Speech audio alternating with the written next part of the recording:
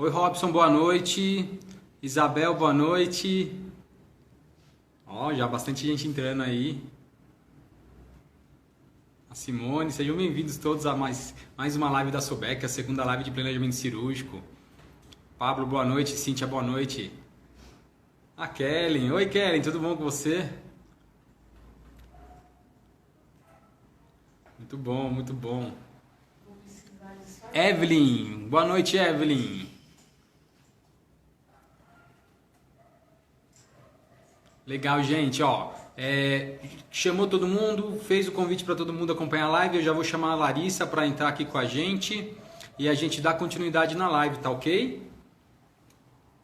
Ó, a Larissa aí já querendo participar. Vamos lá. Ah,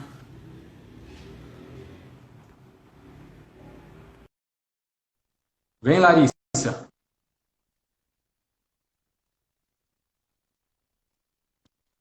Ó, gente, já tem 50 pessoas assistindo a gente e quero ver muita gente discutindo. Tudo bom, Larissa? Bem-vinda!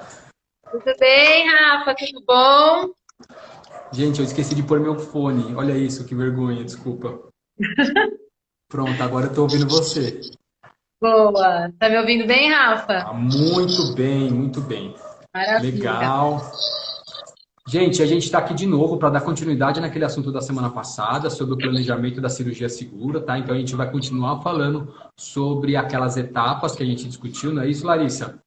Isso aí. E mas a gente também a gente provocou vocês a semana inteira pedindo para vocês lançarem perguntas para a gente, pedindo para vocês falarem qual é a dúvida de vocês. A gente vai falar de tudo. Não sei se a gente vai mitigar tudo de todas as perguntas, mas a gente vai falar de tudo. Mas lembrem-se, tá, gente? Isso é uma campanha que até o final do ano a gente vai trazer esse tema que não for respondido agora na próxima vai entrar e a gente vai continuar discutindo. Tá bom? Então, eu vou passar a palavra para a Larissa para ela fazer meio que uma revisão de tudo que a gente discutiu semana retrasada e a gente continua. Muito bem. Então, vamos lá, né? Acho que na semana passada a gente conseguiu passar as etapas aí bem rapidinho, mas acho que a gente discutiu bastante sobre as etapas que compõem o planejamento para cirurgia segura, né? Que foi o nosso grande ponto. Então, a gente começou primeiro lembrando que a cirurgia segura, ela começa, e essa foi a primeira pergunta, né? Onde ela começa, e a gente descobriu junto que ela começa lá no consultório do médico, quando ele vai agendar uma cirurgia. E aí eu trouxe um pouco sobre aquela minha brincadeira de que o aviso de cirurgia, ele é o primeiro checklist de cirurgia segura que existiu e ele é sagrado, porque por muito tempo a gente se deparou agendamento de cirurgia, por exemplo, naquele livro preto, onde colocava lá CVL, Dr. X, paciente do 204. Então, por muito tempo a gente teve que traduzir, se deparar com isso, né? Então, lá no consultório, o aviso de cirurgia, ele já começa sendo um grande checklist de cirurgia segura, sim, se a gente for pensar que o processo começa ali, né? Então, e aí depois a gente foi para a etapa 2, que é o agendamento, todos os desafios que a gente tem quando a gente fala de agendamento cirúrgico, né? Então, tem muitas discussões hoje de quem é esse profissional, como que ele atua, porque existe uma parte técnica muito importante que precisa ser analisada, porque um agendamento não assertivo, ele vai desencadear numa série de problemas que a gente vai ter que corrigir, ou às vezes não, né? Quando você não tem barreiras efetivas, e pode acontecer aí de ocasionar eventos adversos e danos. A gente conversou também um pouco sobre cirurgias canceladas, né, e cirurgias interrompidas, e a gente entendeu que sim, cirurgia cancelada ou cirurgia interrompida é um evento adverso, Isso ele mesmo. impacta na segurança do paciente e a gente não pode achar que isso é algo que é natural, né? Ele O fez um que às vezes preparo, né? Ele, a família dele, se preparou para aquele momento. E o dano que a gente causou isso, não sabe como foi, ele pediu licença do trabalho, do estudo, enfim. É muito eu grave e a gosto gente muito de acha que dar isso é o tranquilo. exemplo, eu gosto muito de dar o exemplo, Rafa, para paciente que vai fazer, por exemplo, procedimentos do aparelho gastrodigestivo, né? Ou paciente que vai fazer uma retossigmoidectomia. Quem já fez o preparo para uma colonoscopia, mas já sabe. Imagina para um procedimento como esse. Ou cirurgia de endometriose, por exemplo. Então, imagina que você se preparou ali todo um emocional, 2 dias para chegar essa cirurgia ser cancelada, porque a gente esqueceu de colocar no agendamento que era cirurgia por vídeo e o vídeo está sendo usado por outra equipe. né? Então, são detalhes que fazem muita diferença lá na segurança do paciente. Ou, por Aí exemplo, a esse gente exemplo que você passou. deu do vídeo, né, Larissa? Mesmo que não cancele, você atrasar mais 2, 3 horas, o tempo de jejum, o tempo que o jejum acaba atrapalhando na condição clínica do paciente, aumenta o risco de infecção, enfim. Por isso que Perfeito, é tão Rafa. perigoso. Mas, enfim, vamos dar continuidade aí. Eu fico interrompendo, desculpa. Não, a gente já está acostumado a trabalhar juntos. É isso aí, A isso nossa aí. bate-papo é assim. Depois a gente foi para a consulta pré-operatória, né? E aí a gente discutiu aí bastante as duas possibilidades. A gente tem a consulta pré-anestésica e consulta pré-operatória de enfermagem. A gente entendeu que são diferentes e complementares, não se substituem, elas se complementam. E a gente sabe que esse é um grande desafio, né? E aí, a nível Brasil, minimamente a gente pode trazer os desafios que é, porque precisa de estrutura, precisa de pessoas, independente se eu vou fazer consulta de anestesia ou consulta de enfermagem, e usar essas informações para fazer um cuidado individualizado lá dentro da sala de cirurgia, né? Depois a gente falou de uma ferramenta muito importante, foi o que a gente ficou conversando bastante ontem, que foi o Bate-Mapa. É aí a nossa último ritual de conferências e checagens importantes que garante que a cirurgia segura aconteça. E aqui, Rafa, eu vou fazer um parênteses importante, porque a gente conversou um pouco sobre isso, né? Muitas vezes a gente percebe que algumas instituições atribuem muita responsabilidade para o checklist de cirurgia segura. Então, o que é isso? Eu não tenho esses mecanismos de planejamento, e aí eu faço um checklist de cirurgia segura gigante, para ele ter que conferir muitas coisas, e aí fica não funcional, né? Então, ou seja, a equipe não adere, e às vezes ele não consegue atender, porque ele não sozinho não vai fazer milagre. Na verdade, a equipe cirúrgica não adere, a sua própria equipe, seus colaboradores acham que aquilo é muito maçante de fazer e aí pula etapa, acaba boicotando a própria instituição. Ele não dá conta de tratar as causas, né? E aí, na verdade, mas a gente vai voltar nesse assunto no final, né, Larissa? A gente quer, depois a Sim, gente vai discutir isso aí, gente, porque teve bastante pergunta de como a gente implementa o checklist e o processo. A gente vai começar essa discussão no final da live de hoje e vai dar continuidade depois nela. perfeito, Rafa. E aí a gente lembra então, né? O bate-mapa como essa barreira importantíssima de segurança. Depois a gente pode conversar um pouco mais sobre isso. Eu sou uma apaixonada por isso. Comecei a estudar e eu estudei recentemente para me atualizar, né? Para trazer, vi alguns artigos bem legais, principalmente lá fora, né? Então eles falam que é o pré-surgical handle. Hoje a gente tem algumas realidades já fazendo assim com as equipes cirúrgicas, não faz mais tão sozinho, então estão muitas coisas legais aí que dá para a gente incrementar nessa etapa. Depois a gente foi para o pré-operatório imediato, ou preparo cirúrgico, a gente aprendeu aqui com o pessoal participando, que muitos lugares chamam de preparo cirúrgico, que é aquele outro ritual onde a gente vai preparar o paciente com tudo que precisa ser feito naquele dia, conferir, fazer as checagens importantes e necessárias para eu poder mandar ele para o centro cirúrgico totalmente preparado. Então, a gente falou aí de conferência de jejum, protocolo alguns de tricotomia que acabam fazendo, controle de glicemia, a gente falou sobre conferência de exames, disponibilidade de artigos específicos, como, por exemplo, foto ortopédica ou sutiã específico para aquele procedimento, por exemplo. Então, muitas etapas, eu acho que a gente vai discutir um pouquinho mais a E o fundo ainda, problema é né, que essa Rafa? etapa muitas vezes não é feita pela equipe do próprio operatório, né? Então, Perfeito. o problema não é nem não ser feito, mas é a falta de comunicação, a falta de processos de comunicação para passar as informações. Mas, de novo, vamos lá, vamos seguir aí para essa Não, mas revisão vamos, para a gente vamos começar. continuar. E eu acho que é bom pegar esse gancho, porque a gente conversou também, e eu acho que é legal, né, ouvir aí do pessoal dessa dificuldade. Então, o que acontece hoje com o pré-operatório, né? Um grande desafio. Primeiro, estrutura física. Então, a gente viu aí algumas realidades que conseguiram se adaptar, que eu acho que isso é bacana. Segundo, essa responsabilidade, né? Então, quem é que fica responsável por preparar o paciente? Eu compartilhei um pouco da minha experiência profissional, que eu vivi, e todas as minhas experiências, no final, a gente acabou trazendo a responsabilidade do pré-operatório para a gestão do centro cirúrgico, porque a gente entendeu que compete. Né? Eu tenho um técnico que está cuidando na unidade de 5 pacientes. Uma campanha está tocando por dor e eu tenho que levar um paciente para cirurgia. É natural que a prioridade dele seja o paciente com dor. E aí a cirurgia atrasa e o paciente acaba esperando. Então, nas minhas experiências, e aí o pessoal também participou bastante, trazendo um pouco sobre isso, né? Ou seja, talvez a gestão do preparatório para a gestão do centro cirúrgico seja uma boa alternativa aí e consiga traduzir isso melhor. Depois a gente falou a última etapa, que é a recepção do paciente na porta, um ritual Super importante, né? super bonito. Eu disse, né? Ele foi um dos meus achados da minha pesquisa de mestrado, de como as pessoas fazem qualidade de segurança no bloco operatório. E o mais legal é porque é uma prática, né? É uma prática que a gente vive, mas ela tem pouquíssima referência na literatura. Então, na verdade, as pessoas começaram a fazer isso porque elas viram que era importante, que era seguro. Mas a gente tem poucos artigos que digam que esse ritual ele é fundamental e essencial aí para a gente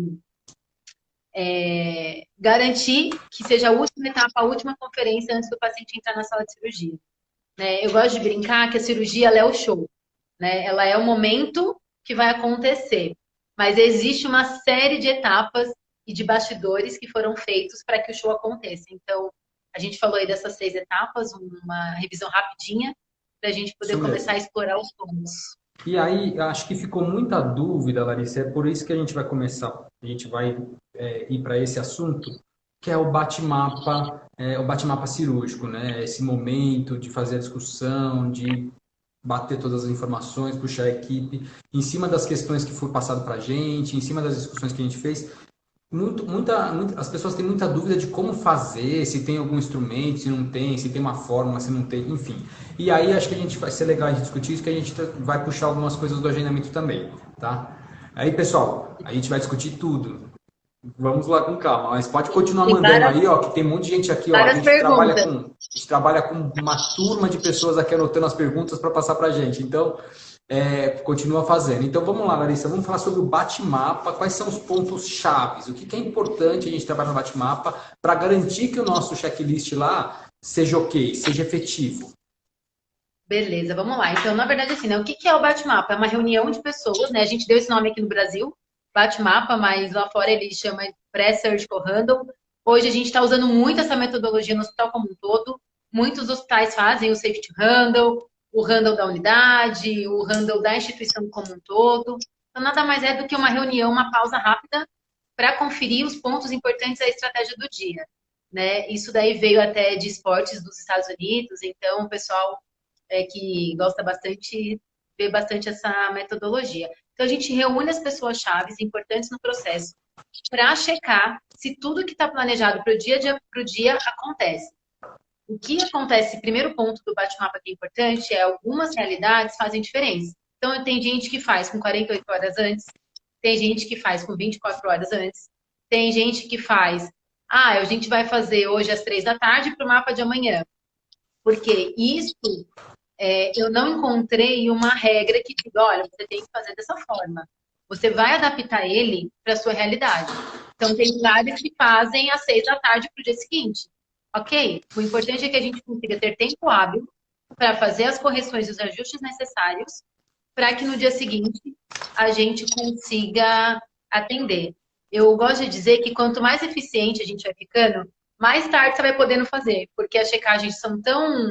Todo mundo já fez seu dever de casa, então o bate-mapa vem para só garantir que todo mundo olhou, né? Quando a gente começa, eu tenho essa experiência, eu trabalhei em instituições sem o bate-mapa, com o bate-mapa, e esse processo de implantação. E o que a gente vê aqui no começo, ele demora 1h30, 1 hora, tem muita coisa para corrigir. E aí a gente começa, e cadê o PME? Não vai chegar. Mas por que não vai chegar? E quer resolver o problema de processo na hora do bate-mapa. Então, isso é um amadurecimento, né? É um caminho, é uma jornada e tá tudo bem, não tem problema. O momento, na verdade, é para reconhecer a falta, né? Para identificar qual é a falta, onde estão as falhas de processo, para identificar naquele momento, e aí cada profissional da sua área, onde tem essa falta, vai correr atrás depois disso, certo? E fazer a devolutiva. Perfeito. É isso mesmo, não, Larissa? Então a gente não para o bate-mapa para discutir, ou melhor, para resolver aquele problema. A gente vai dar continuidade.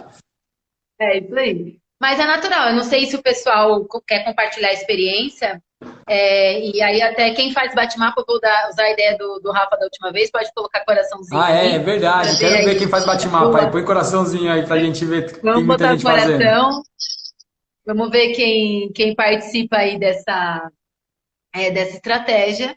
E é natural, quem não faz, é natural que a gente comece demorando, tem que começar mais cedo para poder aprender, para poder gerar essa curva de aprendizado. Olha, vários corações. Olha Uau, aí, que muito legal. bom. Ó, a Marcinha Muito bom. passou aqui, ó, que é uma grande dificuldade na nossa realidade atual fazer o bate-mapa presencial. E aí, Marcinha, por que não fazer o bate-mapa via Zoom, desculpa, qualquer outro tipo de instrumento, né? Não precisa ser esse que eu falei, né? Não vou fazer propaganda do programa aí. Mas qualquer outro, por que não fazer o bate-mapa via teleconferência, né? Eu acho Os até que cais muito talvez grande, fique, inclusive. talvez até fique melhor, porque como está distante, tem menos conversa paralela, desvia menos atenção, não sei, minha opinião, né? Acho que, ou melhor, quando você reúne todo mundo na sala, até todo mundo chega na sala, acaba atrasando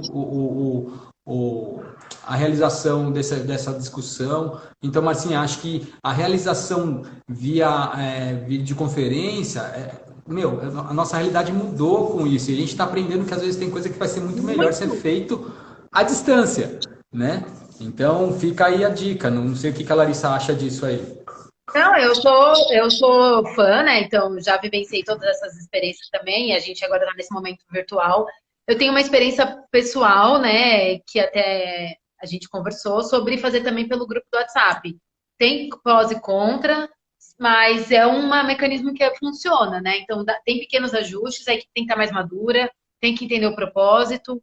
Então, talvez não para corrigir, mas para o relatório final. Então, alguns lugares, né, na minha vivência, a gente manda, faz o bate-mapa, corrige o que precisa e manda o resultado final do dia. Então, atenção, para amanhã foi isso, 2 pontos. E a gente vai mandar para todos os envolvidos tudo que a gente vai planejar para o dia de amanhã, né, Rafa? Então, eu até trouxe aqui alguns pontos que a gente combinou e a gente pode trazer pontos que a gente faz de checagem, ou seja, o que a gente checa, quais as equipes participarem. Ah, boa, tem uma Eu pergunta, tava tem com uma ela aqui, pergunta ó. aqui. Eu tava com ela aqui, já ia fazer, mas manda Tá ótimo bala. isso, tá muito bom. Teve uma pergunta que é bem importante, né? Então, quem é que Só, participa? Pode falar, Rafa, quer falar? não, é que tem uma pergunta, tem duas perguntas da Larissa. Eu já vou responder, Larissa, a gente já vai responder, mas vamos essa aí primeiro e a gente já responde. E da Rosane também. Mas tem a ver Quem também com o participa? bate-mapa. Legal. A ideia é que a gente coloque todos os envolvidos no processo cirurgia, a gente precisa entender, lembrando, a cirurgia é o show, mas quem é que participa desde o planejamento até a execução para que aquilo aconteça? Então, eu vou contar das minhas experiências, né? Nas experiências que eu tenho visto, a gente envolve toda a equipe assistencial de apoio. Então, tem que ter o anestesista, ou pelo menos o coordenador de serviço, que vai repassar para o time, né? Então, a coordenação da enfermagem e os enfermeiros, tem que ter CME, não existe fazer bate-mapa sem equipe de CME. Farmácia e OPME, que tem estruturas aí diferentes. A gente vai incluir o banco de sangue, porque tem reserva de sangue. A gente vai incluir a gestão da UTI, porque tem reserva de UTI. A gente vai incluir a gestão de leito, porque eu preciso saber como eu vou amanhecer o outro dia do hospital, para eu poder planejar. Eu imagino que a maioria das pessoas já tenham vivenciado essa experiência de começar o dia sem leito no hospital e a gente começar as cirurgias, né? Então, é uma realidade. Então, gestão de leito, eu sempre gosto quando eu faço essas provocações e vem um joinha, eu fico feliz. É, eu acho fantástico. Todo mundo É isso já mesmo. vive as mesmas dificuldades. Quando a gente tiver falando a real de vocês, gente, dá joinha, manda coração, mostra que a gente está acertando, tá? Ou se não, manda pergunta aí que a gente não entrou, que a gente não conseguiu encontrar o que vocês estão querendo. Vai conversando com a gente. Tem alguém Verdade. que faltou aí, Thalita? Engenharia, já falou? Então, não falei. Engenharia, a gente coloca, né? Envolve equipe de estrutura, então manutenção, principalmente para a gente ver. Muitas vezes a gente tem aí aquele dia que terminou com a ordem de serviço aberta daquela sala, daquele processo que precisa terminar um ajuste. Então, eles precisam entender que a sala começa às 7 horas da manhã e que o ajuste tem que ser feito na madrugada para dar tempo, né? E a gente envolve aí. equipe de hotelaria e serviços, né? Então, a gente tem que ter equipe de higienista dimensionada para o volume de cirurgia. Não adianta ter um mapa com 50 cirurgias e uma única higienista que não chega no plantão no horário, né? Não organizou o plantão para aquele horário e aí a gente acaba não conseguindo dimensionar. Então, basicamente, eu acho que eu coloquei todo mundo, pelo menos que Agendamento. O agendamento de agendamento cirurgia. tem que estar junto. A gente também tem que estar Óbvio. presente, discutindo, tirando as dúvidas. Até porque às Perfeito. vezes ele já vai, o próprio agendamento já vai depois dar retorno para mudar horário, ajustar horário com as equipes. Importante, o agendamento está sempre presente.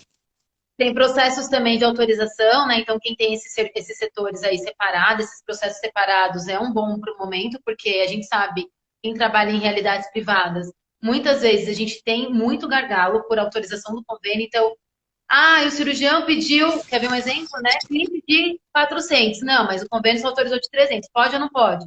Então, é nesse momento, às vezes, que passa alguma coisa e a equipe de autorização consegue trazer essas informações para essa discussão. Então, acho que basicamente são esses Legal. pessoas aí que participam do processo de Eu bate-papo. tenho algumas perguntas aqui que está envolvida com esse tema também, então eu já vou passar, tá? A Vamos Larissa lá. perguntou aqui, ó, se seria interessante fazer em dois momentos, né? Conferência e fechamento, mas acho que aí também, acho que você concorda comigo, Larissa, vai depender da realidade de cada instituição. Se você tem a Sim, condição de fazer duas reuniões com toda a equipe, né? Ou se o enfermeiro fica responsável por depois aquilo que ficou pendente, né, de colher. E aí, resolveu essa situação? Aquele material chegou, não vai chegar? Que horário vai chegar? Aquele laser que ficou faltando, perfeito. conseguiu emprestado? Acho que é isso. Então, talvez, Não, pode eu acho que ser é em dois isso. momentos, né, Larissa? O que você acha? Aí Tem, depois eu já vou para as próximas perguntas aqui. eu vivi, assim, a minha experiência, às vezes, o que eu aprendi, né, aprendi na minha experiência prática mesmo, eu já comecei fazendo os dois momentos, principalmente no começo, porque tem muita pendência. Tá? Então, quando você começa, você tem que começar de manhã para dar tempo das pessoas se habituarem para fazer a checagem à tarde. Conforme a gente vai amadurecendo, uma checagem basta. O que eu tenho de experiência que para mim funcionou muito bem nas minhas diferentes realidades, em estados diferentes, então já tive essa vivência, foi fazer esse resumo final do dia, né? Pelo WhatsApp, lá nas instituições funciona. Então, a gente faz a checagem, checa, e no final do dia a gente faz o resumo Isso. de como vai ser o dia de amanhã. Então, amanhã vai começar. Olha, vamos precisar de tantos leitos para o UTI, é para esse paciente. O sangue é para esse, já está visto, já está checado. O paciente vai testar, se for o caso, né? Tem diferentes processos. A PME, esse vai chegar a tal hora, esse vai chegar a tal hora, esse vai chegar a tal hora, tá todos checados. Então, um mini resumo, porque aí no dia seguinte, quem começa o plantão sabe no que se basear. Isso mesmo. Legal. Uma coisa que Aí, a Giovana colocou ali, Rafa, rapidinho, só para complementar, que eu acho super importante, é o safety handle, né? Então, é uma outra eu ia falar ferramenta. disso agora. A gente é muito Ó, sincronizada. mas pode falar, por favor. Não, você É o começou. safety handle, Eu né? só Ele é uma concluo. outra ferramenta, é uma outra ferramenta super importante, né? Porque ele consegue olhar para o dia seguinte, ver o que aconteceu, corrigir e já também previsionar como que vai se comportar com base no que a gente discutiu ontem do bate-mapa, né? Então, ontem a gente já Isso. fez o handle cirúrgico, já se planejou, e a gente começa aí o safety handle de manhã, logo cedo, na primeira hora do Antes de dia. na hora de começar o plantão, reúne É isso aí, pessoas chaves, não precisa ser todo mundo, não é isso, Larissa? é isso aí. Reúne pessoas chaves e não precisa discutir tudo, discute quais são. A gente está numa balada aqui, gente, está um pisca-pisca, mas enfim, Muitas perguntas. desculpa, voltando. As perguntas estão caindo a luz aqui. Aí, então, mas reúne as pessoas chaves e discutem os pontos importantes É de isso como vai aí. ser o plantão, aquele paciente mais crítico, aquele equipamento que precisa de uma Perfeito, atenção, não é isso? perfeito. Então, é isso que a gente É isso precisa mesmo. fazer o safety hub, geralmente, e é rápido, tá, gente? É para ser coisa de minutos, não pode durar muito mais que isso, senão atrapalha o plantão, e é para ajudar o plantão. Posso mandar as próximas Rafa, perguntas aqui? enquanto você olha a pergunta, uma coisa importante que eu queria trazer que foram dois artigos que eu li agora, um de 2015 e um de 2017, que é uma atualização que eu achei bem legal sobre o handle cirúrgico, né, o bate-mapa, já é a experiência de envolver as equipes cirúrgicas, ou seja, os cirurgiões, nesse momento. Então, tem 2 artigos que eu li agora, um com a equipe de ortopedia, um com a equipe de ginecologia. Claro, são serviços que a equipe usa o dia inteiro. Então, aquela equipe vai fazer 10, 12 procedimentos. E aí faz o handle daquela linha de pacientes envolvendo a especialidade. Legal, ó, que E legal. então, é bem legal, assim, eu estou com as ideias aí para a gente tentar experimentar, porque o que acontece muitas vezes é que, como a equipe cirúrgica não envolve, a gente planeja tudo, pensa tudo, chega na hora, ainda fica ponta pendente, que era específico do cirurgião que ele não trouxe, né? É isso aí. Então, é uma sugestão aí. Gente, ó, eu queria falar um pouquinho, nós não vamos entrar nessa discussão agora, tá bom? Até porque não tem como a gente discutir isso agora, ao meu ver, tá, Larissa? Mas a gente teve 3 perguntas aqui, 2 da Larissa Elias e uma da Rosane sobre o Covid, tá?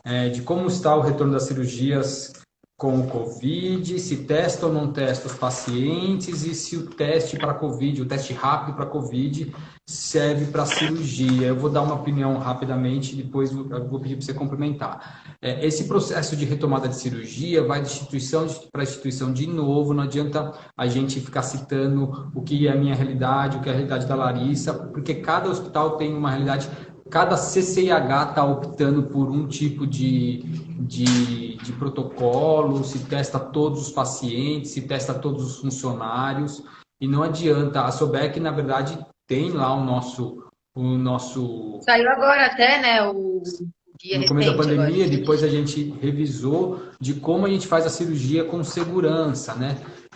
Só sobre o teste rápido, a maioria das instituições não estão aceitando como sendo um teste válido, porque ele dá muito falso negativo, né?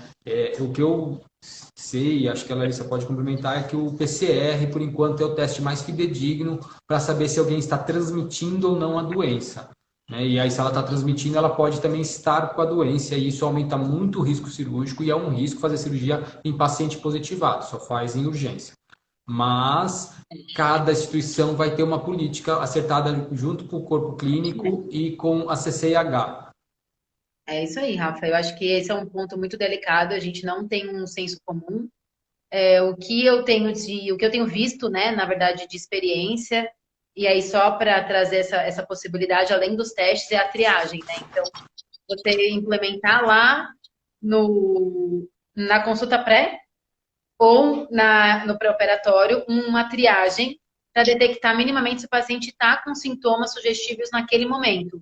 E aí sim, em cima desses sintomas, a gente discute o caso e avalia se tem indicação de manter o procedimento ou não. Isso também envolve muito a questão cirúrgica, né? Então, é uma avaliação risco-benefício, o cirurgião tem que ser envolvido, o anestesista tem que ser envolvido, e aí sim a gente faz essa tomada de decisão em cima desses critérios clínicos, tá? Hoje está dentro do bate-mapa, né? Porque como você tem cirurgias eletivas, dá para você já ir triando os pacientes antes. Então, é um assunto que dá para Perfeito. incluir no bate-mapa. Só dando continuidade aqui, na verdade, retomando, tem algumas perguntas falando sobre essa segunda ferramenta, se dá para a gente mandar a ferramenta que a gente citou do Safety Handle. O Safety Handle, na verdade, quem falou foi a Graziele, a Alice e a Edilane.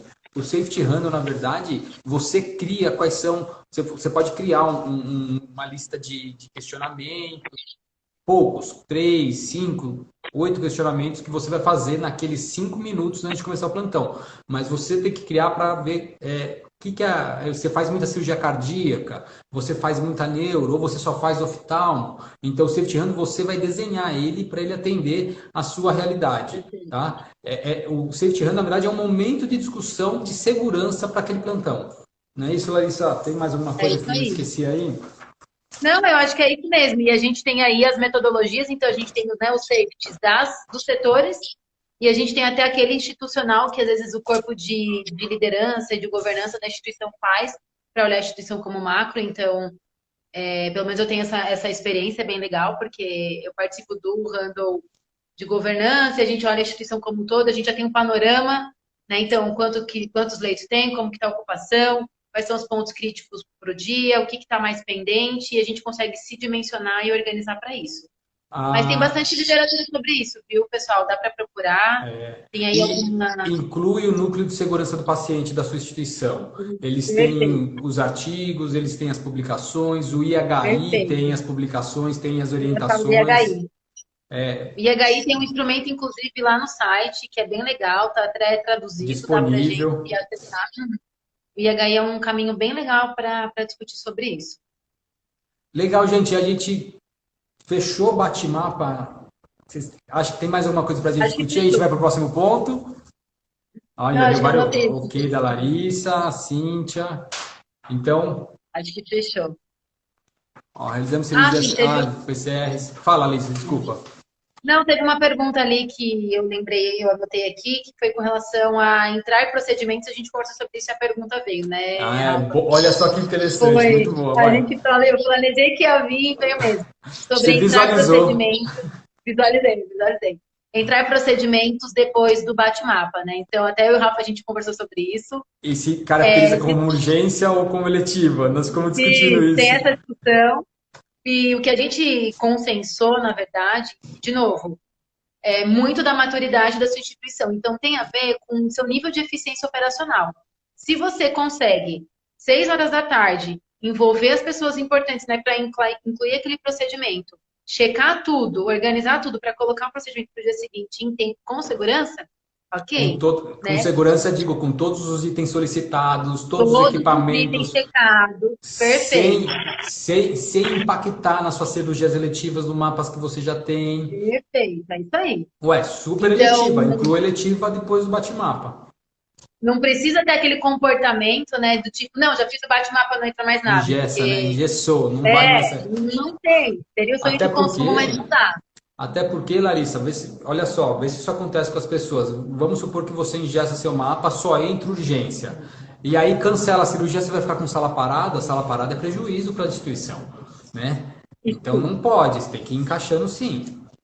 Bem falado, Rafa. Uma coisa bem importante que eu gosto muito de segurança do paciente e eu sou uma apaixonada pelo tema é que às vezes a gente confunde segurança do paciente e acha que ela é muito cara ou ela ingessa demais os seus processos. E aí, Pelo gente, a gente contrário. vive de eficiência operacional.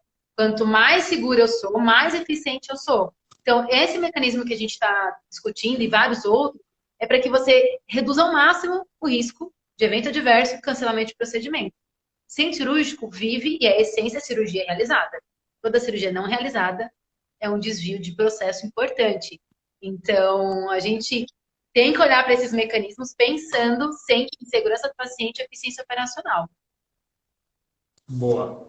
Ó, a gente está quase batendo 170 pessoas online ao vivo. Eu queria Uau! bater pelo menos 200. Então, gente, manda mensagem se vocês estão gostando aí. Eu quero mais. Manda coraçãozinho se a gente está atendendo a expectativa de vocês, tá? E senão eu vou puxar para o próximo assunto já. Posso? O que vocês acham aí, gente? Responde aí para mim se eu posso para o próximo assunto. Podemos para a próxima etapa? Acho que a gente discutiu bastante. Coração. Coração, coração, joinha. Vamos lá, segue a vida. Isso aí, Rafa. Eu Qual o fechei a minha próximo tela, bloco? voltei.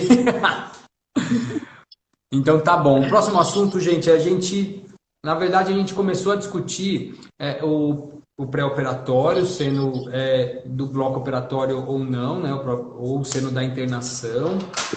E aí muita gente discutiu, por exemplo, da falta da visita pré-operatória de enfermagem. E aí a gente queria fazer um juntadão, desculpa a palavra feia, mas a gente queria fazer um pupurri de pré-operatório imediato, visita operatória de pré-operatório de enfermagem e recepção, que eu acho que dá para pode compensar um pouquinho a falta do outro. Você não acha, Larissa? O que você acha disso? Perfeito. Eu acho que são etapas aí complementares, né? Elas se engatilham uma na outra. Então, de novo, a gente tem lá consulta pré-anestésica, consulta pré-operatória de enfermagem e preparo cirúrgico do paciente ou pré-operatório imediato e recepção do paciente na porta, né? Então, são aí 4 etapas que a gente conversa bastante. Uma coisa importante é, que a gente também falou bastante sobre isso, né, Rafa? Quando a gente tem essas estruturas de consulta de enfermagem, consulta pré-anestésica, é importante a gente levar essas informações lá para o bate-mapa, eu pedi sobre isso, mas é para a gente falar sobre cuidado individualizado, né? E cuidado coordenado. Então, quando a gente tem essa consulta, eu individualizo o meu planejamento. Então, a gente tem que prestar atenção, porque a gente tem o bate-mapa, que ele pode ser o geralzão, e eu posso incluir no meu bate-mapa pontos importantes individuais daquele caso clínico daquele paciente. Um exemplo que a gente discutiu foi a gente saber o peso do paciente, né? A gente sabe que hoje essas informações que vêm da consulta são relevantes para o meu dimensionamento de estrutura e de recurso. Então, às vezes, é um paciente que a gente viu tudo, planejou tudo, chega na hora, ele pesava 240 quilos e a minha mesa não suporta, por exemplo. Né? Então, tem informações super importantes, que são informações clínicas, que a gente pode juntar e fazer o cuidado individualizado e previsionar e melhor ainda mais esse recurso para esse paciente, por exemplo. Né? Então, eu dei um exemplo aí do obeso, mas a gente pode falar de diabéticos, por exemplo, né? A gente tem lá paciente que já é diabético. A gente vai dimensionar e organizar para que ele tenha o horário adequado, né? E o controle de glicemia dentro do tempo previsto. A gente falou hoje muito sobre jejum abreviado, né? A abreviação de jejum.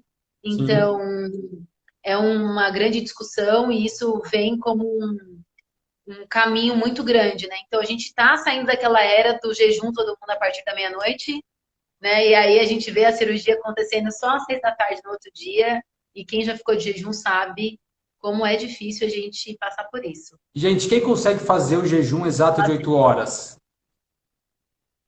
Quem Não. consegue fazer? Ou melhor, vamos mudar a pergunta. Quem sabe que na sua instituição o jejum ultrapassa 8 horas?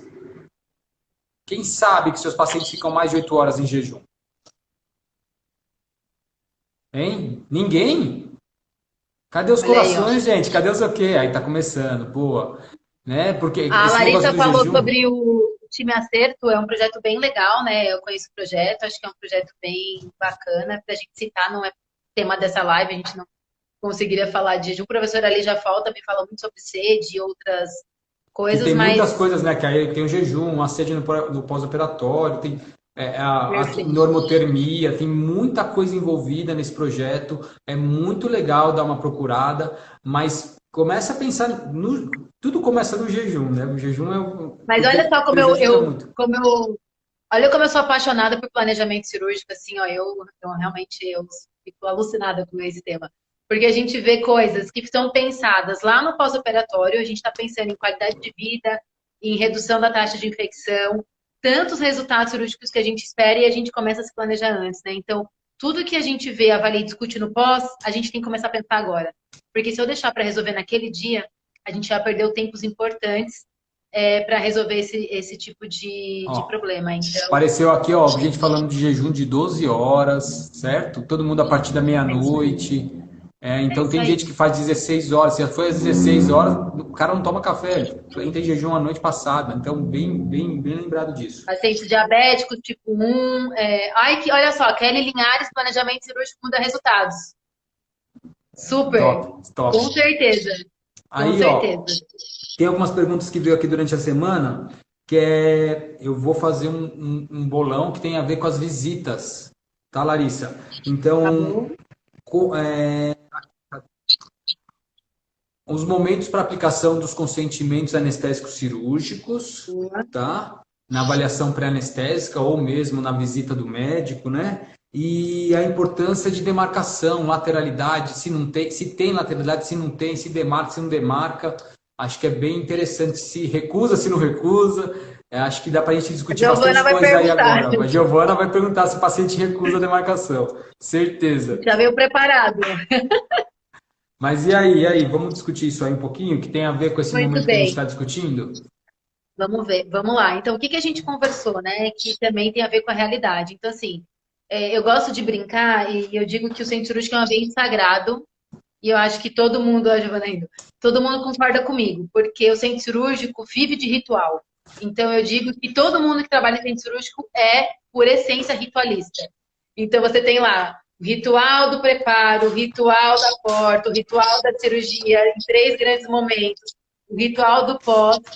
Acho que é por isso que eu causo tanto no então, É um grande ritual. Só faltava a gente estar no altar, realmente torcendo para que isso, o ritual do processo de esterilização, então é tudo muito ritualizado, né? Então, e eu gosto de trazer como ritual porque eu acho que deixa muito, muito mais especial o que a gente faz.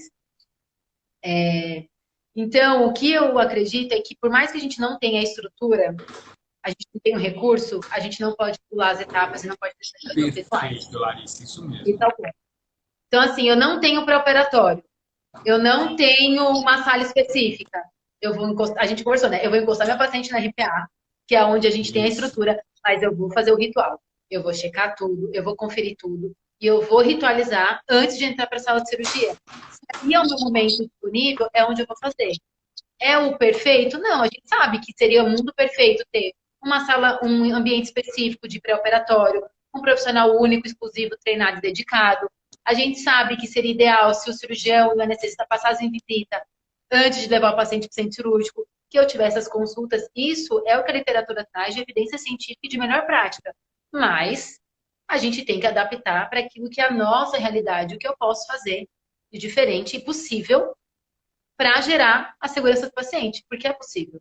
Acho que é bem isso que você está falando. Se você não tem aquela estrutura ideal, desenvolva ela.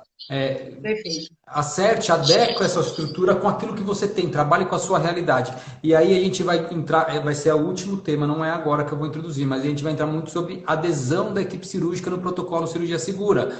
E uma das coisas, assim, a gente discutiu isso também, Thalita, treinamento é ação fraca, gente, para você implantar protocolo. O que é ação forte? É barreira, protocolo, tá? Então é barreira de protocolo, barreira estrutural. E se você não tem um momento específico para o cirurgião, o anestesista fazer a visita e explicar os riscos e assinar os consentimentos e para o cirurgião ir lá fazer a demarcação, se você não cria esse momento, ele não tem nem que aderir isso, né? Então ele vai fazer na sala de cirurgia ali na hora o paciente já está com pré-anestésico, não vai participar do processo, não é isso, Larissa? Então, a gente É tem que isso aí. sim pensar numa maneira. Se eu não tenho no pré, se no pré não é possível, porque meus médicos se recusam a ir até o quarto, enfim, não estou falando, gente, não quero generalizar, pelo amor de Deus. Mas é situação, né? Então, eu vou pegar um leito de RA só para fazer a recepção do paciente e fazer os termos, consentimentos e demarcação ali. E aí, É isso Larissa, aí. se quiser acrescentar alguma coisa, depois eu já vou entrar com duas perguntas que têm a ver Não, sobre isso. eu acho que é isso, Rafa. Assim, eu falei na outra live, né? Eu vou trazer um pouco da minha vivência também. Uma das coisas que eu aprendi e eu levo como lema de vida, não sei se as meninas que trabalham comigo também elas vão falar, mas eu prefiro o mal feito feito do que o perfeito não feito. Então, o meu estilo é muito de prototipação. Então, às vezes, eu comecei a fazer sem ter sala de preparatório. Vamos dar um jeito, a gente cria um ritual. E cria um ritual, você mede resultado, mostra a efetividade do negócio, as pessoas se apaixonam pelo projeto e você vai ganhando espaço. Então é difícil a gente querer começar com todos os recursos na mão. Nem sempre a direção e a governança vai te dar, porque ela não viu o resultado palpável. Mas se você faz um piloto, eu vou pegar e vou comparar 10 pacientes sem ritual de preparatório, quantas vezes eu parei na sala para corrigir e cancelei? 10 pacientes com ritual de preparatório. Olha, meu índice de cancelamento caiu. Você começa a mostrar resultado e você começa a ganhar espaço. Então, eu vivi de uma realidade que eu consegui, com muito custo, fechar um leito. Olha que desafio, hein? Fechei um leito da minha instituição, que tinha uma enfermaria, fechei e transformei num pré-operatório, porque eu provei por A mais B que eu era muito mais eficiente, ocupava muito mais, se de vez passar o paciente no quarto antes para a cirurgia eu tivesse com barulho.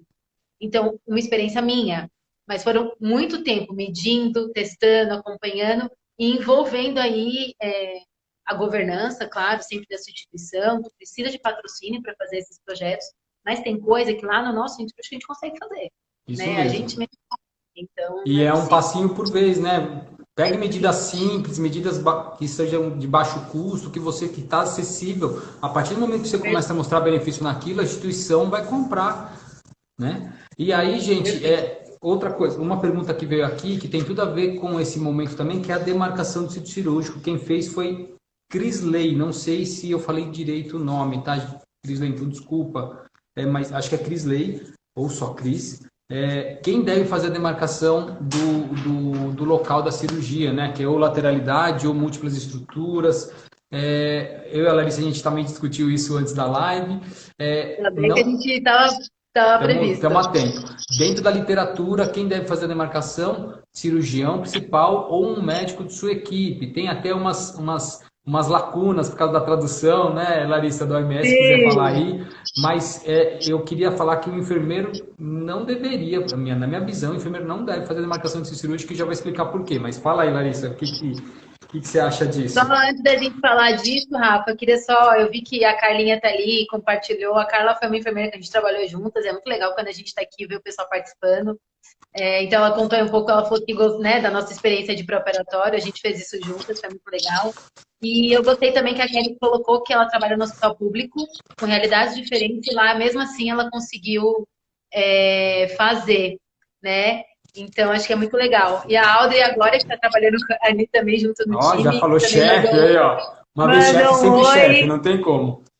Pois é, e a gente está vivendo aí uma experiência de pré-operatório hoje na nossa realidade, está sendo bem bacana e as meninas estão participando muito. Vamos lá. Vamos A lá. gente não pode deixar de valorizar, né, as pessoas que a gente gosta e que estão aqui prestigiando a gente. Um carinho enorme aqui. Muito obrigada. Quem demarca? Com Quem relação... demarca? Então, o que a gente conversou, né, Rafa? A gente, na tradução, ou na essência da tradução ali, está escrito que é um membro da equipe cirúrgica ou por alguém delegado pelo cirurgião principal. Na essência, a gente preconiza e a melhor prática é o cirurgião, né? A gente sabe que a responsabilidade do ato cirúrgico é do cirurgião. Então, ele tem que assumir a responsabilidade que é dele. A gente até conversou sobre isso, eu falei para o Rafa que eu li um estudo. Eu estou estudando bastante demarcação de sítio cirúrgico, é uma das coisas que eu me apaixono bastante também. E eu descobri um estudo na Suíça de 2017, trazendo uma realidade de demarcação por enfermeiros, mas não dá para a gente traduzir ao pé da letra para a nossa realidade nacional. É muito complicado a gente pegar estudo de fora, da Suíça, e usar ele unicamente como uma referência para a gente fazer aqui, porque lá as equipes estão fixas do setor, né? Não é o corpo clínico aberto como é o nosso. Então, pensar numa estrutura de corpo clínico aberto é mais difícil ainda, né? Então, eu não consigo enxergar como medida de boa prática o cirurgião não participar desse processo. O que eu tenho visto, que eu também compartilhei um pouco com o Rafa, algumas experiências, é do paciente participando. Então, o que acontece muito, eu não sei se vocês vivenciam isso, eu vou pedir os corações, É. do paciente já vir para o hospital demarcado, né? Então, isso acontece bastante. O paciente já vem participando desse processo. Então, a gente fala muito sobre assistência participativa. E é a linha que eu estou tentando entender um pouco melhor até onde vai a responsabilidade do paciente e até onde vai a responsabilidade do médico cirurgião. Mas, de novo, é indelegável, né? Então, não é porque o paciente se demarcou que aí eu vou delegar para ele a responsabilidade de algo que é do médico cirurgião, que ele é o responsável pelo procedimento. Então, E é isso. a gente tem tantas coisas que a gente pode, que nós enfermeiros podemos pegar como sendo responsabilidade nossa para valorizar as nossas ações, e demarcar não é uma delas, tá, gente? A gente acabou de discutir sobre, a gente até falou do consentimento, da marcação como sendo um momento com que você faça, né, como que você force a equipe a participar do processo de cirurgia segura. E aí pensa o enfermeiro, não, pode deixar que eu demarco. Não, eu tenho responsabilidade para isso. Não é questão que você não tenha conhecimento, responsabilidade, mas você tira a responsabilidade dele de participar desse momento, né? Perfeito. Então, eu acho que é bacana. Aí, só a gente tem pouco tempo, tá, Larissa? A gente conversa e fala muito. Pois é, as nossas lives são. É que o pessoal participa, né? Isso é muito Não é? bom, que a gente Demorou. fica querendo conversar com todo mundo. Aí, Depois de ó, ser um grande grupo. a Nora Leal perguntou se pode aplicar os termos na RA. O melhor é não, Norma. O melhor é antes. Mas se é o que você Mas, tem, né, pensando, qual é a realidade? Você não tem estrutura, o médico não conseguiu. O ideal é não. O ideal é para o paciente ir para os procedimentos cirúrgicos com termos, demarcado, sem adornos. Mas veja a sua realidade e veja o que você dá para fazer. Lembra o que a Leissa isso falou? aí. É melhor a gente fazer do que deixar de fazer. Vamos É fazer, isso aí. não é o ideal. É igual tricotomia em sala, não é o ideal, mas é o momento que você tem. vamos fazer, né? É isso aí. Lembrem sempre disso. É melhor a gente ter uma estrutura de demarcação, né? Ou de assinatura de termo. Não é o perfeito, mas é o possível naquele momento. Aquilo, a pequena gota que a gente coloca no nosso pote de segurança, ela vai contribuindo, e a gente vai aos pouquinhos. É melhor isso do que a gente engessar o processo e dizer, não, se não for assim, eu não vou fazer, porque aí a gente não anda e a segurança fica sempre em segundo plano. Desculpa, eu tô com muita pergunta, me perdi. Ah, sim, a Edilene falou sobre como tratar os atrasos, né, do o mapa cirúrgico, como a gente trata as diferenças entre mapa cirúrgico e a chegada do cirurgião. Eu tenho experiência de cirurgião perder sala, talvez não no dia, talvez não possa mais agendar no primeiro horário. Em outras instituições que eu trabalhei também fazia isso, né? Hoje você perde a sala, ou se não, depois de um tanto tempo de atraso, ou se não, no próximo dia você não vai poder pegar, depois de tantos atrasos, você não vai poder pegar o primeiro horário. Aí, mas, gente, não é a enfermeiro lá do bloco que vai fazer essa tratativa direta. Isso tem que vir da diretoria e da prática A médica, governança. né? É a governança do É isso hospital, não é aí. isso? É isso aí. Tem uma Cancela o ferramenta cirurgião. Olha a muito Débora boa aqui, que ó. eu gosto. Cancela o cirurgião.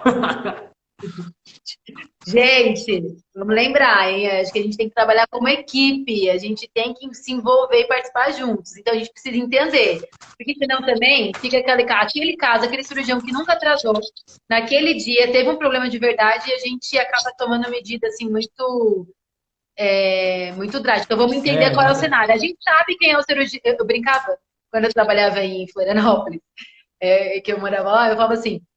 O meu sonho um dia é bater o carro na ponte, porque os meus cirurgiões estão sempre na ponte. Então lá eles estão sempre chegando, tá todo mundo na ponte. Então a gente sabe, eu brincava, a gente sabe quem é o cirurgião que está sempre na ponte, e quem é o que tem o tempo que está sempre na ponte, que está sempre no elevador, que está sempre passando visita. Tá tudo certo. A gente conhece a nossa equipe de trabalho, então acho que sempre trabalhar em alinhamento. E é isso, mostrar o prejuízo disso para a qualidade de segurança, né?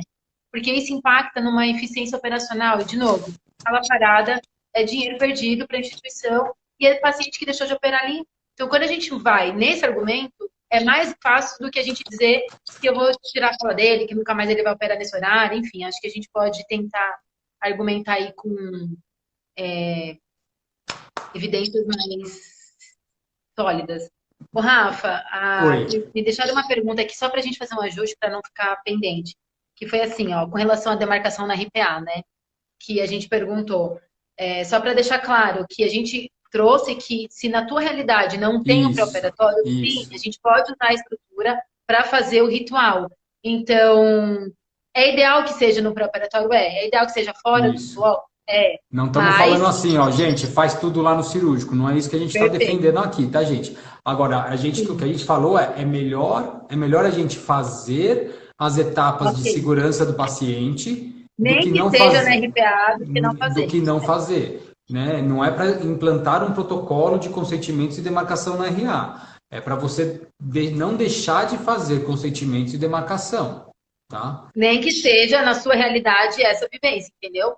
Não tem, Isso. né? É Não, o não que é somos a possível, favor lembrando, disso, não somos a favor disso. Então, vou mas deixar é o que bem é claro, tá, possível. gente? A gente tem menos de 10 minutos e a gente tem um monte de coisa para discutir. O que eu queria falar é só assim, ó.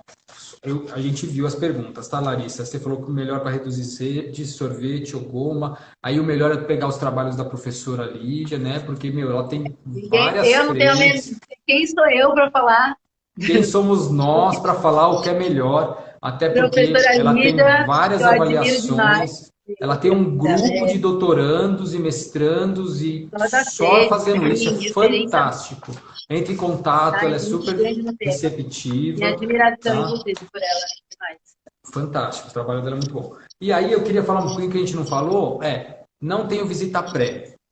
Como que a gente, na recepção, pode criar um vínculo com o paciente? Porque assim, a gente fala muito de protocolo, segurança, e foi uma coisa que surgiu para a gente durante a semana, e a humanização, como que a gente cria o vínculo, como que a gente não entra no automatismo, como a gente deixa de fazer as coisas no automático, checa, empurra a maca, checa, empurra a maca, ou põe para dentro, põe o monitor, faz o cheque, como que a gente sai desse automatismo? Larissa, Muito bem. Eu tô aqui, não, que eu fico lendo aqui as pessoas comentando, eu vejo elas se respondendo, assim, é muito legal, gente. É incrível esse ambiente que a Sobec proporciona, né? Porque eu acho que mais do que a gente fazer a live, a gente está aqui trocando experiência juntos. Então é muito bacana a gente ter uma sociedade que nos dá esse retorno e que cria esses ambientes. Então, queria aproveitar e agradecer de novo esse espaço aí da Sobec, que é riquíssimo. Mandar mais um beijo pro Jefferson, que ele mandou ali ouvir. Não posso esquecer, as pessoas vão me mandando aí. Larissa, beijo no final, Larissa, beijo no final. Vamos lá, desculpa. Vamos lá, com relação à humanização, né? Então, acho que é um ponto bem importante que a gente conversou muito sobre olhar o paciente e essa família, né? E aí, o exemplo que eu dei pro Rafa, que foi muito marcante, pelo menos na minha trajetória profissional, foi um caso de uma paciente que a gente atendeu que ela era surda e muda. E aí, a gente teve que ficar com o tradutor durante todo o processo, até anestesiar e não acordar também. Então, às vezes, esse é um exemplo de inúmeros exemplos. Quando a gente fala de cirurgia de criança, e aí a Giovanna e muitas outras enfermeiras aí têm uma experiência gigante para falar sobre a humanização desse processo. Mas eu acho que quando a gente fala em cirurgia e paciente cirúrgico, existe um agente fundamental que é a família. Né? Então, como é que eu recepciono esse paciente no centro cirúrgico? Como eu disse, eu sou uma pessoa de rituais e eu não consigo receber um paciente no centro cirúrgico que a família não esteja junto e que não dê o beijo e o abraço da despedida. Né? Não a despedida para sempre, mas é aquele momento de separação, porque não deixa de ser. Né? Então, eu já operei, né? E eu sempre me coloco, eu já fui paciente, então eu sei como que é quando a gente entra para dentro do centro cirúrgico, mesmo sabendo tudo que vai acontecer lá dentro. Então, existe um ritual importante que a gente não pode separar a família desse processo. Então, desde a internação, como é esse paciente, quem é esse agente que participa e os retornos pós-operatório, né? A pior coisa que tem é você ter uma neurocirurgia que demorou 18 horas e em nenhum momento a gente conseguiu dar o retorno para essa pessoa para dizer como que está o procedimento cirúrgico. Então, a Kátia contou aqui na live passada, né, da experiência dela lá no Hospital Baia Sul, sobre música. Então, eles têm um projeto lindíssimo de musicoterapia, desde a recepção do paciente, então, na RPA, então tem vários mecanismos. A professora Simone fala sobre cor, né, sobre como o ambiente, e isso muda também a experiência do paciente dentro do centro cirúrgico. A gente está numa era que a gente fala sobre a experiência do paciente, fala-se muito, mas a gente ainda, na minha visão, né, Rafa, que os hospitais como um todo ainda não aprenderam a discutir a experiência do paciente dentro do bloco cirúrgico. Então, a experiência do paciente dentro do bloco cirúrgico parece uma caixa negra. Oi? Ele não lê, estamos engatinhando, porque aí ele não vai lembrar a medicação. Mentira, isso. Tá, gente? É péssimo. Isso. É isso, é exatamente isso. Larissa, eu vou te interromper porque eu queria fazer uma pontuação, pontuar um pouquinho sobre a recepção e aí a gente vai encerrar a live, gente, desculpa, porque senão vai cair e a gente perde. Mas eu queria falar, então, desse momento da recepção. É sim de extrema importância que o enfermeiro consiga receber o paciente no centro cirúrgico. A gente deixa isso para um técnico de enfermagem. Nada contra os técnicos de enfermagem, pelo amor de Deus. Eu tenho técnicos de enfermagem maravilhosos, mas a gente tem preparo, a gente faz... Até discutimos, né? A gente tem sociologia, psicologia, enfim... A gente tem vários preparos durante nossa formação para a gente conseguir, em poucos minutos, criar um vínculo com o paciente. E experiência plena, e a Larissa também falou, e a gente vai falar com a família, ver quais são as necessidades dele naquele momento. Às vezes a necessidade dele é dar um sorriso, tirar a atenção, tirar o foco do medo que ele tem da cirurgia. Ou se não, a necessidade dele é que você fique em silêncio do lado dele e pegue na mão dele. Né? Então, a gente tem sim que fazer esse momento de conhecer o nosso paciente. Mas eu não tenho visita pré. Esse momento dá. Tem muita pergunta sobre implementação do checklist e não vai dar para a gente discutir, nós vamos passar para a próxima live. Qual que é a data da próxima live? A gente ainda não tem, mas vai ter e vai ser bem próximo. Prometo para vocês. Bem isso aí, Rafa. O Rafa tá bombando nas lives. E nós estamos bombando na live. E então eu queria agradecer, em nome da Sobec, agradecer a sua participação, a participação de todos em nome da Sobec, agradecer a Aspen pela parceria. E a gente vai ter que encerrar, senão vai cair, gente. Dá tempo de eu deixar minha mensagem final? Posso deixar? Vamos ver? Vai! Vamos lá. Eu gosto de parafrasear o Einstein e ele fala o seguinte, que loucura é querer fazer tudo igual e não buscar resultados diferentes. Então, que vocês saiam daqui inspirados para amanhã fazer a diferença lá na realidade de vocês. E essa vai ser a pergunta que a gente vai fazer daqui a 2 lives. A gente vai fazer essa pergunta: como que você fez diferente e deu certo? Gente, a gente se encontra no Instagram, no YouTube e a gente manda as notícias dos próximos encontros. Tchau, tchau. Obrigada por estar com todo mundo. Um beijo, foi ótimo. Tchau. 4.